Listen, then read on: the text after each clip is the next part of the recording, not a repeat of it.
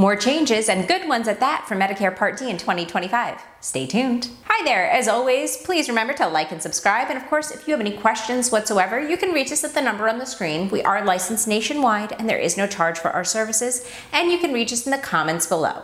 First, a brief rundown on Part D in general. Now, if you're already familiar with Part D, you can check out the chapters of the video and jump ahead. Part D plans are strictly prescription drug plans because, yes, that's right, original Medicare really doesn't cover prescription drugs. Historically, there have been 4 stages to Part D: the deductible, the initial coverage period, the coverage gap or donut hole, and the catastrophic coverage phase. Now, these are changing in 2025, and we're going to talk about that later in the video. Now, these stages are basically just financial thresholds that are set by the government every year. So first, there is the deductible that you'd have to meet. After you met that deductible, you'd move into the initial coverage period, during which time you'd be responsible for a copay or co-insurance based on the tier of your medication. If you keep spending, then historically, you would move into the dreaded coverage gap, also known as the donut hole. And then if you continue to spend, you would move into the catastrophic coverage phase, at which point your costs would dramatically decrease, especially from those increased costs of the coverage gap. Now, for the tiers of medications, those could vary from plan to plan, but generally speaking, there were 5 tiers, with preferred generic being on the lower tier end of the spectrum and being the least expensive options, and with things like specialty medications being one of the higher tiers and much more expensive options. Prices could also vary whether you filled your prescription at an in-network pharmacy, an out-of-network pharmacy, or a mail-in pharmacy. And of course, this information could be found on Medicare.gov or your plan's formulary. Confusing? Absolutely. But things are about to get a lot simpler and possibly a lot less expensive in 2025. First and foremost, it is the end of the dreaded coverage gap, also known as the donut hole. So historically, as I mentioned, Medicare would keep track of your spending, and as you reached those financial thresholds, you would move into the next stage of the Part D plans. And one of these stages was the coverage gap or donut hole. So in the initial coverage phase, you would be responsible for set copays or coinsurance, but when you moved into the coverage gap, those costs would likely increase dramatically to 25% of the prescription drug's actual cost. So people could go from paying a few dollars one month to over $100 the next. For years, the government has been trying to rectify this rather unfortunate situation. And finally, in 2025, the coverage gap will be gone. You will move directly into what has been known as the catastrophic coverage phase. There are more huge changes and very good changes to the catastrophic coverage phase in 2025.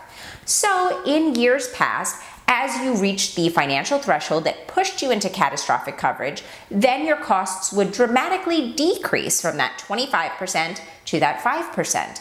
However, when we're talking about some of those much more expensive specialty medications, people could still be shelling out well over $100 for their prescription drugs. Additionally, with that catastrophic coverage phase threshold being $6,000, $7,000, or even $8,000, that's still a lot to spend before those copays or coinsurance dramatically decrease. Now, in recent years, there has been good news. In 2024, as opposed to continuing to have to pay that 5%, once you reached the catastrophic coverage phase, then your plan would take on the bills for the remainder of the calendar year. However, as I said, $8,000 is still a lot to have to spend out of pocket.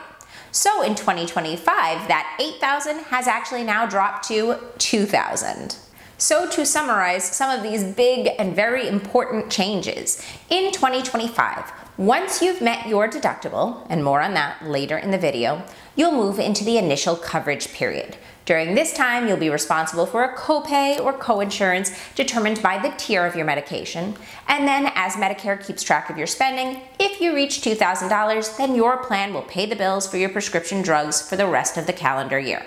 Much simpler. Now, some costs will likely be going up, so let's talk about deductibles and monthly premiums. Your deductible is, of course, the amount that you have to meet out of pocket. However, many of those lower tier medications will still be covered even prior to meeting the deductible. And in 2025, the deductible for Part D plans, or rather I should say the maximum deductible, is $590, which is up from $545. Now, the reason I say maximum deductible is that this is the maximum deductible that any plan can offer. However, plans can choose to offer lower deductibles to compete for beneficiaries. But remember, when you have a lower deductible, you tend to have a higher monthly premium and vice versa, because there is usually an inverse relationship between monthly premiums and deductibles. Speaking of monthly premiums, it's expected that premiums will increase on average about 7.5%. However, many Part D plans are actually rather inexpensive. You can usually find a Part D plan for less than $10 a month. That's not to say that that plan would meet your specific needs. I just want to mention that there are rather inexpensive Part D plans available. There are even plans available that have no monthly premium, or at least there have been in recent years. So this is especially important if you're someone who maybe doesn't need prescription drug coverage at the moment, but is looking to avoid that Part D late enrollment penalty. Now let's talk about insulin and vaccines. So in recent years, insulin costs have certainly been on the rise. However, recently for Medicare, insulin charges have been capped at $35 for a 30-day supply for insulin that's covered by Part D plans. And that applies to Medicare Advantage plans as well, because many Medicare Advantage plans offer prescription drug coverage. Medicare also won't charge you for vaccinations recommended by the Advisory Committee for Immunization Practices. So this is the full list. I'm not going to go through each and every one of these. You can pause at this point if you want to take a look more in depth. So these are all the vaccines that will be covered at no charge. What's especially important here is, COVID, the flu, the shingles vaccine. That used to be complicated a few years ago. But all of these vaccinations will be covered at no cost under Part D plans.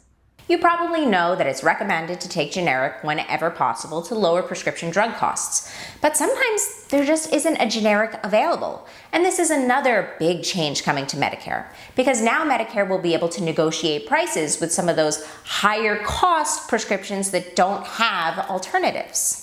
So these are the first 10 drugs that have been selected for negotiation. This information is pulled directly from Medicare.gov. Supposedly these negotiations will happen in 2025 to be effective come 2026, but maybe they'll be effective a little bit earlier, who knows. And manufacturers are incentivized to negotiate, because those that don't will have to pay a tax and hefty penalty. Finally, expansion to the Extra Help Program. The Extra Help Program is designed to help individuals who are lower income with their prescription drug costs. Generally speaking, an individual who is eligible for the Extra Help Program will pay no more than $4.50 for a generic and $11.20 for a brand name. In 2024 and 2025, if you make less than 150% of the FPL or federal poverty level, then you'll be eligible for the Extra Help Program. So we think this is pretty good news. What about you? Let us know in the comments below. You can also reach us there with any questions that you may have, or of course you can call us at the number on the screen, and there is no charge for our services. As always, thank you so much for watching and have a wonderful day. Bye-bye. Before you go, don't forget to like and subscribe. And of course, make sure to check out this video if you want to learn more about Plan G, which is currently the most popular Medicare supplement plan with our clients. We'll see you next time.